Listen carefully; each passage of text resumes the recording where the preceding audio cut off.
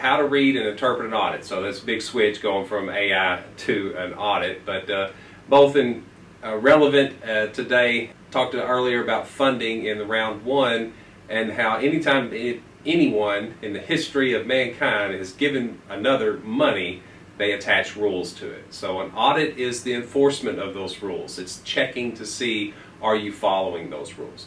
So all schools are required to have an annual audit. They can do this from a legislative audit or a private audit. And those audits reports must be filed with a legislative audit, DESE, Department of Elementary and Secondary Education, and the Department of Career Education. So audit reports, is this something you can hold to tightly and say, oh, well, we messed up here, we don't want anybody to know? No, it's public domain, it's out there for everybody to see. Here's the link to where you can go look at your audit, you can look at other schools' audit and find the details of what they're doing good or what they're maybe not doing so good. Here is an example of the search engine for that link. And so what is the purpose of an audit? It's to determine whether or not the district is in compliance with state and federal laws. So again, anytime anyone gives you money and you're playing the school business game, there's rules attached and there's someone checking to see if you're following those rules. To determine if a district has sufficient internal controls is a big piece of that. Sufficient internal controls is a common problem because it's hard to do. A lot of times you don't have enough people. It costs too much to have a single task for everyone. And if you have more than one task, if you've seen an example tonight when I'm trying to run both, it's difficult and it's easy to overlook something. So a deficiency in internal controls is when you do not have the proper protocols in place to allow your staff members to prevent, detect, and correct misstatements in a timely basis. So that's the reason for an audit. So what are some of the deadlines that go along with a school audit? So if it's a legislative audit, it must be filed within 18 months of the end of the fiscal year. So you got full 18 months if you're working with legislative audit to get your audit submitted. However, if you have a private audit firm, it's half that amount of time. So you must do it, submit that and file it with ADE, the Department of Education, within 9 months following the end of the fiscal year. So if you have a private auditor, stay on top of them. You know, just because it's still your audit, it's a reflection on your district. If you did everything right, but you put it all in the hands of someone else, and maybe they miss a deadline. You know, private auditors are not as in tune, not to say they don't do a good job, but they may not be as in tune with the current laws and requirements that legislative audit is. So they have, not only do they have closer ties to the authoritative figure, but they also have twice the time to do it. So that puts a little more pressure on private audit. So make sure you're kind of staying with them, or your administration is staying on top of that. Regulatory basis of accounting. What is that? That is the type of accounting that schools use to comply with regulatory agencies, that being DESE, Division of Elementary and Secondary Education. So DESE is the department that has jurisdiction over public schools. An independent audit report is a key section of the audit report, as well as a report on internal controls. We talked about the internal controls to be able to efficiently balance all of the requirements, and the separation of duties. That's a common finding or supplemental finding, because it's staff related, and sometimes you just don't have enough staff.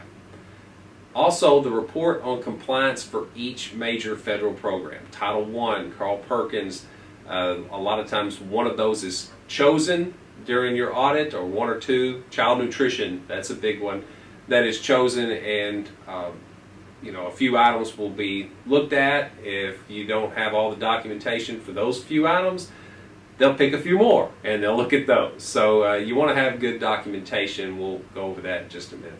Some other key sections of the audit report are listed here. The management letter, that's one of the primary ones that we're going to discuss. Then there's also the balance sheet, the statement of revenues and expenditures. A lot of this is available to review in some tools that your administration has with CFAM. It's a product that we provide, a financial product. But also your fund balances and your budget, and your actual expenditures that go along with that budget. Also inventory, schedule of capital assets, schedule of expenditures of federal awards. So what kind of federal money did you receive and how did you spend that money? Find any findings and question cost, summary of prior audit. So what did you do the years before? So is there a trend occurring? And the schedule of selected information for the last 5 years. If the district does not file an audit report, I'm just not going to do one this year, I'm just not going to worry about it. Well, that could be problematic because your district would automatically be considered to be in fiscal distress. And fiscal distress is very serious. You can read that law, that's 620/1801.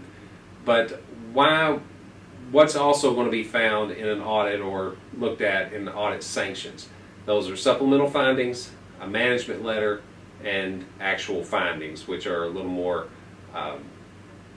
frowned upon or a little more serious than a supplemental. So annual audit report must be reviewed by the boards. That's why we're talking about it tonight, because this is something you will be reviewing. And so you need to do this in your first regularly scheduled board meeting following the receipt of the audit report. So when that's done, if you have a private auditor and it's done before that 9-month period, as soon as you get it, you need to have that at the first regularly scheduled meeting. If it's not received 10 days before that board meeting, you can do it in the next one. What is required if you have a finding? Well, you have to respond to that. And so you have to do written responses to each of these. So if any supplemental finding, any finding or anything listed in the management letter, and then also you would have to fill out a corrective action plan for federal findings. And that corrective action plan will go into a little more detail on the next slide, but it must be filed with the appropriate federal agencies because that has to do with your federal funds. So if you do have findings, you must develop an appropriate corrective action plan and respond to each one in detail. But the board minutes must document the audit review and actions taken by the board. So again, that's another example of the board. You are going to be reviewing, or one of your responsibilities is to review the audit. And so we're going to talk a little more about the details of that coming up. So corrective action plan must be filed within 60 days of the review of the district's audit by the Legislative Audit Committee. So the corrective action plan, or CAP, again, specific corrective actions need to be taken to remedy each finding. So you have to list that in your written response. You have to list the person responsible for each item listed in your corrective action plan, as well as a timeline of when you're actually going to complete that. So if you do have a rebuttal, if you want to argue this, and I argued, during some audits. Some people might suggest you don't, but if I had done my due diligence and thought I'd done everything right, or had some justification where I had some training that said otherwise or made me believe otherwise, and then the auditor is saying, well, you did wrong here, and I was like, well, that's not the way I understood it when I went through the training on what to do or how to handle this situation. So an example, and that's why it says if applicable. If you're wrong, just take it on the nose and write your corrective action plan, follow through, and you'll be good. But if you feel that you're right, and you feel that you have justification for this supplemental finding or finding that's been pointed out, then it's my advice. I would stand by my guns, and I would talk this out and see if we could come to an agreement. So an example of this, the school district I work for, we used a private auditor. And the legislative audit just picked a few districts out of the hat one year that used a private auditor and came and did a spot audit, just kind of a small one. And one thing that they found and that I argued about was that we were using a vendor that was related to an administrator, a principal.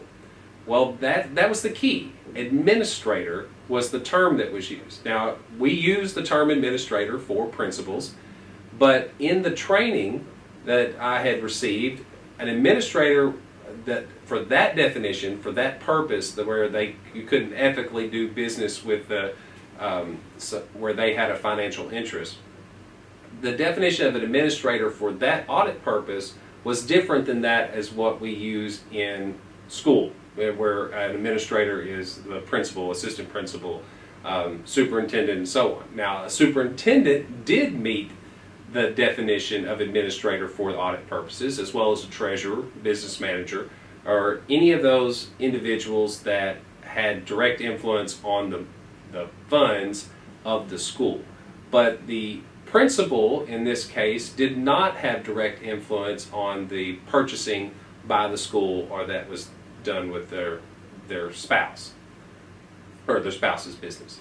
So I argued that, and so we muddled through it, came to an agreement, but then the next year, and so this was kind of my redemption in justification, that was in the Tier 1 training, that the definition of administrator and how that differs between in a school setting versus an audit setting with that law. So I argued that one, was successful on that one. I'm not saying you'll be successful with all of them, but sometimes it's worth a try. So if you have an audit that you're preparing for, what do you need to do? How do you prepare for it? Know the audit requirements and the timelines. What are they going to ask? They have several audit examples or previous audits. You can go to that website and look at previous audits of anybody and get examples of key findings or some that repeat themselves. So you kind of know what they're coming to look at. When we had the ESSER funds, and the district I worked for, we got a large amount of ESSER funds. I know we're going to get audited on that because it was such a large amount. So I was prepared. I'd had all my documentation anticipating an audit for those funds. So know your audit requirements and the timelines that go along with that. Know your auditor. If they usually come and set up shop at your district for several weeks, you can get to know them, and not I'm not saying bribe them or anything of that nature. Just that way that you can understand each other. When they ask for something, do your best to get it to them as quickly as possible, and then you'll start to understand a little more about what they're asking for. The more you work with them, the better you get to know them. And a controlled auditor's environment on site. So, like I said, they usually come and set up for weeks at end. Have them a spot, that's comfortable, has everything they need, such as plug-ins, internet access, and just enough room to work, as well as get them the documents that they request. And control access to them while they're on site. Don't let everybody interrupt them. Don't put them in a spot where it's just constant chaos or people going in and out. Try to give them some quiet space to work. So that documentation, you need to know what it is that you're going to need to provide, but the best way to get it to them in a timely manner is to have it organized. So certified contracts, pull those for the appropriate year, because they're going to ask for some of them. Classified contracts as well, notes to the audit file available. If you have, if there was a single source provider on a particular purchase, have that letter, for the single source letter, have that on file, know where it's at. Appropriate board minutes, so they're going to ask for some board minutes for maybe a purchase that was approved. You don't know exactly which month, but you need to have those all posted on your website anyway, so have them readily available to where you can share with your auditor. Records of extra duties, staffing reports, and schedules.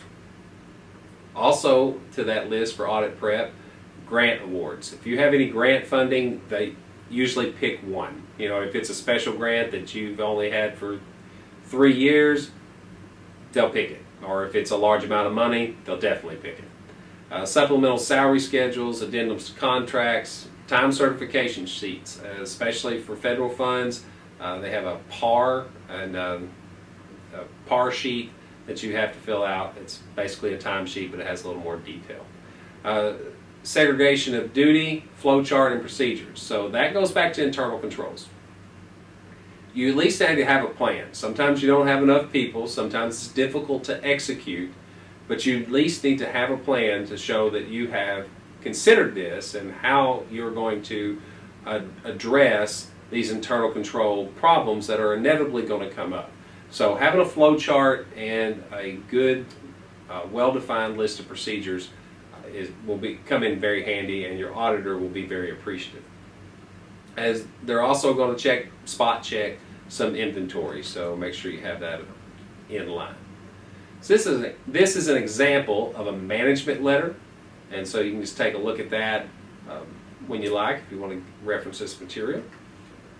And here's a couple examples of some audit findings. So I've highlighted the key points so you don't have to read through this in detail, but so the auditor came in, they examined 17 free and reduced lunch meal applications. So they just picked out 17, and they noted that 2 of those 17 were not reviewed in a timely manner. And since they were not, they were incorrectly classified as free. Well, they were reduced. Well, then that meant that the school received money that they were not eligible for. So whatever the difference between the free and reduced cost for those 2 applications, now that doesn't seem like a lot, but it kind of depends on how long it went on and were those the only 2. Remember, they found 2 out of 17. That's a pretty high percentage when you think about it that way. And that's a lot of work and very difficult job for schools to do, is to keep up with that. But this is an example of some of the things they'll check and a finding that they may have.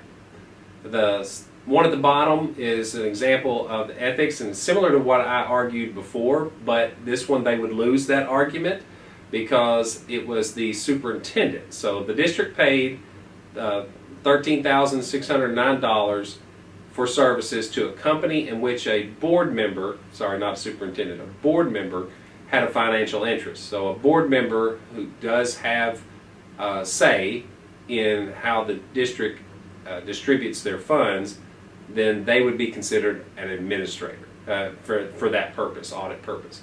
Although the board had passed a resolution allowing the district to conduct up to $9,900 with that business, so that is allowable if you have those constraints on it and you do pass a resolution. Well, the problem was the board went ahead and spent $13,000 even though their limit was $9,900. So that was a finding for that school. So now I'm going to turn it over to Ken Rich, and he's going to talk to you about salary schedules, both past, present, and the future.